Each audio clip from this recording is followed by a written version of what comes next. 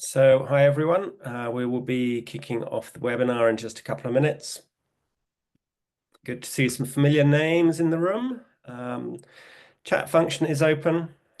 Do let us know where in the world you're joining us from. I'm here in the UK. Morley's down in South Africa.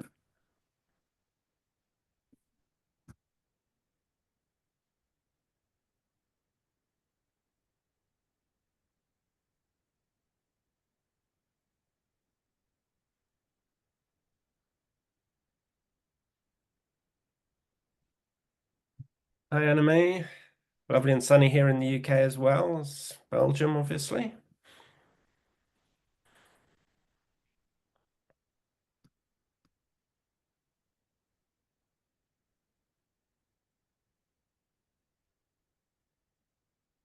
Okay, so let's get going. And hello and welcome to the latest ATA webinar. It's certainly been a while since I've hosted an ATA webinar, but a little bit of a change from Blessing. So today we're off to Madagascar, the world's fourth largest island with Time and Tide. And this is a follow-up to Time and Tide's recent webinar on Zambia. As usual, the webinar is being recorded and a recording will be available shortly after the live session. We've also got the opportunity for Q&A, so if you do have any questions for Paul, please pop these into the Q&A box at the bottom of your screen and we'll be able to address those at the end of the session. So now to introduce Paul Nell, Sales Manager for Time and Tide, who's going to be our presenter for today. So Paul, great to have you with us and over to you for the presentation. Hey, awesome, Chris. Thanks for the intro. And yeah, hey everyone. I can't see anyone, of course. But yeah, great to be here, and thanks a lot to everyone for your time, taking the time to listen to me and just telling you a bit about Time and Tide. So yeah, Madagascar. So we as Time and Tide operate in Zambia and Madagascar, and some of you may have joined me a couple of weeks ago to chat about our Zambia camps, and today we'll chat about Madagascar. So we have two properties in Madagascar, Miavana and Tsarakumba. So some of you may be familiar with either. I'm going to start just on the slide just with access in general. So you can see on the left here the list of airlines. There's quite a lot of airlift into Tana, the capital. And from there, the local airline Charadia flies up to the north. The flights do run. They can be a bit unreliable based on weather. And then there's also the option to charter north from Tana. For our properties in the north, we generally recommend either Airlink or Ethiopian. So Airlink flies every Sunday from Johannesburg. So Sunday to Sunday, it's about 3.5 hours, really not too bad. And then from there, heli out to Miavana or speedboats out to Tsarakumba, or Ethiopian flies several times a week. So pretty good access into Nosy Be. Ethiopian, you can link pretty much anywhere in the continent. And then Airlink really good out of Jozi. So that's the general access. And so for Tsarakumba, you fly into Nosy Be. Then it's about a half an hour transfer to the port, and then a half an hour speedboat to this little island, over here, Nosy Kumba. So that's accessed for Tsarakumba. And then Miavana is out on the northeast. It's only accessible by heli. No boats, there's no airstrip. So from Nosy Be, it's an hour heli, or if you fly into Diego Suarez, it's a half an hour heli to Miavana. So that's the access general into Mada. Into the north, into our properties. Then I did also just want to mention, actually, Enrico from Grimeti Air dropped me a note ahead of this saying you can actually charter from East Africa. So, combining Serengeti and Miavana, epic combo. That flight is not that long. And you're looking at about $35,000 for 8 packs. So quite a nice, for your more high-end itinerary, linking a Serengeti or an East Africa, Miavana is quite a cool option. And then, yeah, internally in Tana, different options for charters that you can get, from Tana up to the north. From Tana, charter do Morondava, the Alley of the Baobabs, and then from on the same day, use your charter and go to Diego Suarez. So there are different ways of piecing that together. Staying on this slide, just a couple of other, I've got a lot of questions that came through to me ahead of this. Do you always have to overnight in Tanna? It depends when you arrive. If you fly into Tanna, you will often have an overnight in Tanna before flying to the north. If you're flying with Charadia, with the charter, it can be same day, again, depending when you arrive and the weather patterns. And then a couple of other things. So people ask me, what other camps or circuits can we do? Anjajavi, quite a well-known property over here. So you could maybe do Tanna to Anjajavi, back to Tanna, and then fly to the north. The incredible Masawala Forest Lodge on this little peninsula over here. So Tanna up to Masawala, back to Tanna, and then you could head to the north and finish with your island properties. So those are a couple of ideas, people that ask questions about that. Okay, cool. So access, bit of general Madagascar. Another question that's come up quite a bit is, compare Madagascar to Mozambique, compare Madagascar to Seychelles. Like, well, why would we sell it? How would we sell it? If you're looking at Seychelles or Mauritius and someone just wants beaches, these are images from the north of Madagascar, some incredible beaches. You can have all the beach, special kind of beach holiday vibes that you would expect in Mauritius or Seychelles, we have in Madagascar, but we also have the really unique wildlife. So Mozambique, Seychelles, Mauritius, you don't have the beach and the super bucket list wildlife. So the lemurs, the chameleons, these incredible rainforests.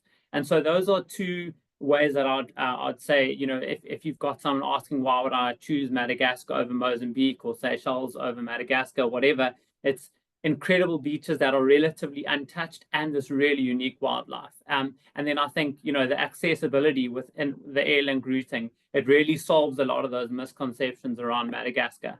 And then finally, there was two questions I'd received. What are we as Time and Tide doing? Foundation, conservation, community. So we've got community-wise on Miavana, we've built a school, we've built a clinic. There's some really cool programs there. There's scholarship programs on mainland Madagascar that we are involved in as well. And then we've got sustainability. So an island like Miavana, we're really sensitive in terms of the way that we run and source all our products and the island. And then there's also really cool conservation stories around monitoring of tern colonies. You can see the reforestation here on Miavana over the years. And Sorghum is a more new product in our portfolio, so we're still setting up some of those foundation elements, but that just talks a little bit to the conservation community component of how we operate. Okay, so that's the overview on Madagascar. If there's anything in general, any other questions, just drop them in there and Chris will mention it to me at the end.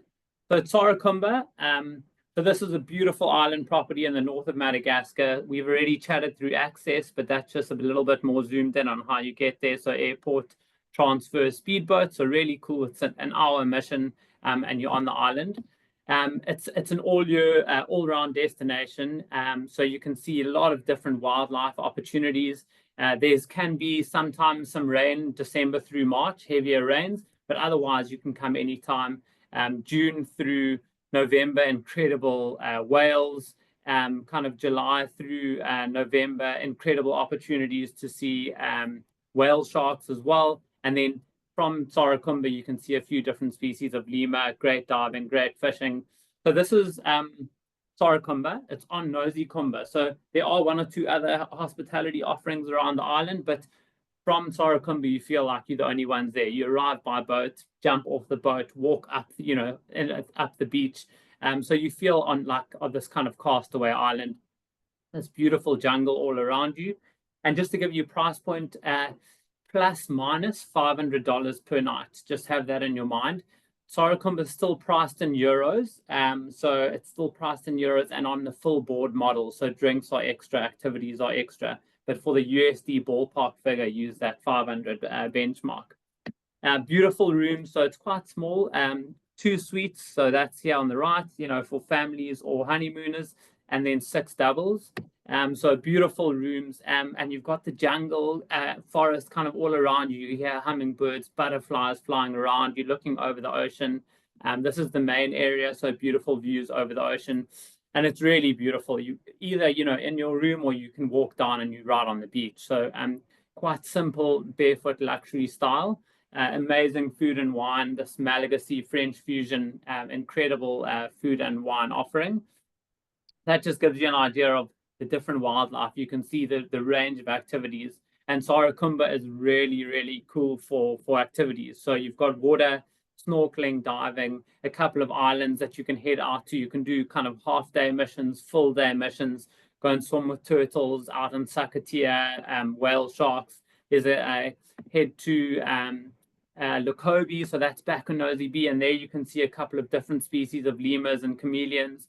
And so what's nice with Sarakumba is you can really get quite a full Madagascar inverted commas experience of rainforests, lemurs, ocean wildlife, have that kind of beach holiday, and you can do that all in a kind of one area, which is really nice. So that's Sarakumba. So I've just seen that pop up. Any title changes? It's not that big, the title changes at Sarakumba. It's quite a small difference. So it's negligible really. Okay, so that's Sarakumba. Drop any other questions in the chat box.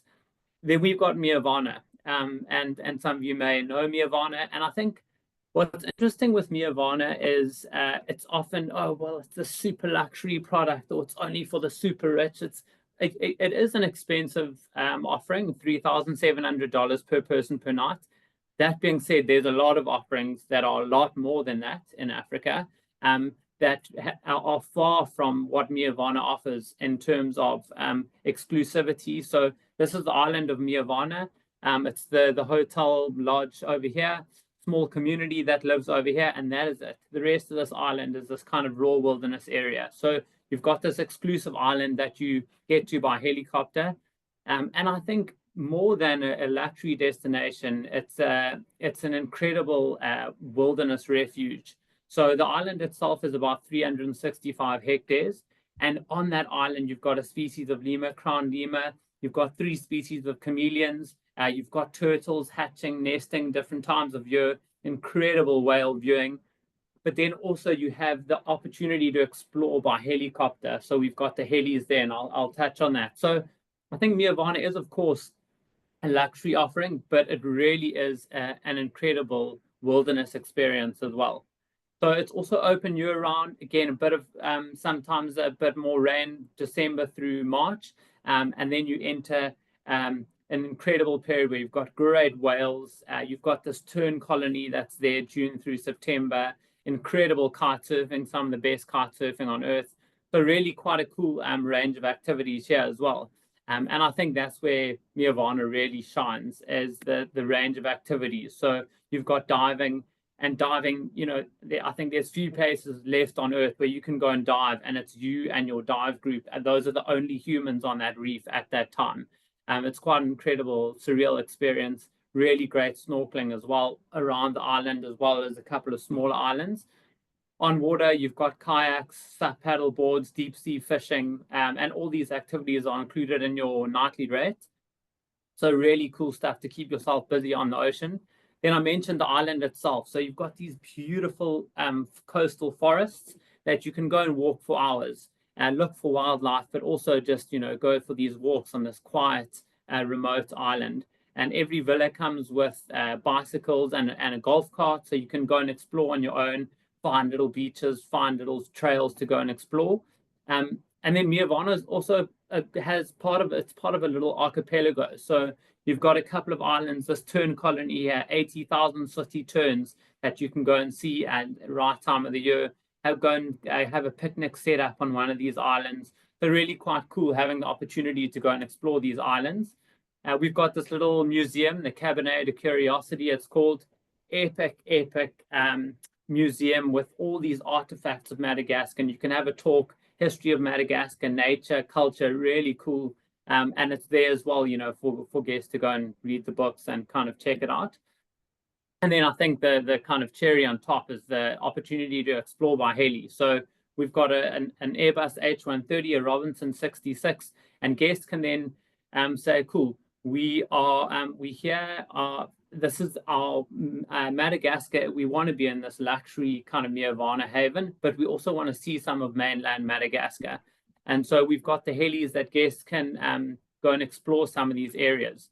So the helis are billed per flying hour. And then it's 1 hour gets you kind of a half day because you fly a bit, trek a bit, have some coffee, and then fly back. And you can go and look at it, you'll chat with the pilot and see what you're going to do, but go and land in these areas, fly over the thing, you do some trekking in the rainforests, fly over some baobab forests. So get all that really, bucket list Madagascar, but at the end of the day, you're back on Nirvana. So that's the activity range. Then of course, incredible food and wine offering. We've had a chef that's completely reimagined the menu the last 12 months. Really incredible. You've got a lunch tapas, dinner tapas, all day pizza menu, all day kind of food of the world menu. So a lot of cool different food offerings, incredible wine list. Also the opportunity to dine on the beach. We do a bush dinner. Every villa has a full kitchen, so you've got in-villa dining for guests that don't want to dine with other guests. So quite a cool range of kind of culinary options. Incredible for families. So kids 13 and under stay free of charge. And then because of the villa design, those younger kids can stay in the same villa as the parents. And the island is, exclusive, safe. So really cool place for children, for families to have an awesome holiday. And then just to chat you through the hardware, so to speak. So this is the main area, the piazza. So we've got an inside dining area. So if guests want to dine inside at night or with aircon, we've got that inside, and then a big outside area. So a beautiful pool, lots of space and pockets for guests to dine, have a drink on their own, or go and meet other guests. So this is the main area, and then we've got the villas. So 8 one-bedroom villas, 4 two-bedroom villas, and then 2 three-bedroom villas. So those are the different options. And the villa design, so that's a 1-bedroom. So you've got a kind of lounge / kids room here on the side, main area, and then main bedroom. So main bedroom, beautiful big space, and we've now got air cons in the rooms. So the rooms are now a little bit more closed off with glass doors so that we have the air con. Big his and her sinks, bathroom, outdoor shower, all beautiful natural light. And this is that little side lounge or kids room. So it's got 2 beds there, ensuite bathroom, walk-in closet. So it's a full kind of secondary room or a lounge workspace, for someone that's maybe working. Big main area, so a little TV lounge, dining room, and not off to the side, full kitchen. And then you've got this beautiful outside space. So big deck, big pool. All of the rooms have access right into the ocean. Some have got snorkeling in front, some have got nice swimming in front, and quite nice as well. Between the villas, you've got 60 to 90 meters. So you don't see other guests. You can even swim about into the ocean and you're not seeing anyone else. So quite a nice feeling of your villa being quite private and exclusive. And that's us. That's Madagascar, time and tide. Any questions, Chris? Just set me up. Awesome. Thank you, Paul. Fantastic presentation. And certainly not a destination that I personally know a huge amount about. Now I want to find out more, which is very cool. We do have the opportunity for questions. I see a couple have popped in already. If you do have any questions, pop these into the Q&A box. First off, I can't remember whether you mentioned it. Question from Wilder: how much per hour is it for the helicopter activities? So we've got the Robinson 66 seats 3 packs, and that's 2,500 per hour. And then we've got the Airbus seats 6 packs, and that's 5,200 per hour. So per person, fairly similar rates. And then how that works is you'll generally need 1 flying hour. So let's say you're going to go to Dirana or Anjakeli. You'll leave in the morning, fly for half an hour or so, land, do your trekking, do your mission, maybe 4 hours or so, and then you'll fly the half an hour back. So it's 1 flying hour, but it's a kind of half-day activity. Cool. Question from Laura about health and safety in Madagascar. Is there anything of note for the guests to be aware of, such as malaria or anything?